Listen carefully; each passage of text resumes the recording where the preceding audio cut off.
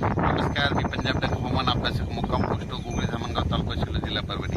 जून 13 जून आणि 14 जून दरम्यान आणि 15 जून दरम्यान दररोज भाग बदलत पाऊस पडणार आहे म्हणून हा अंदाज लक्षात येतो.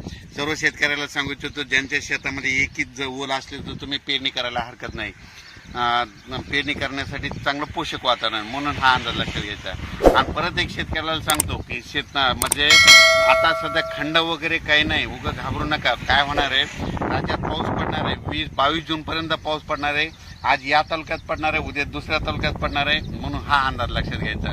सर्व शेतकऱ्याला सांगू इच्छितो की राज्यामध्ये फक्त 15, 16 आणि 17 जून दरम्यान थोडी उघाड राहणार आहे, पण विदर्भात मात्र पाऊस पडणार आहे म्हणून हा अंदाज लक्षात घ्यायचा. एकंदरीत राज्यात परिस्थिती बघितली तर राज्यामध्ये पश्चिम महाराष्ट्र,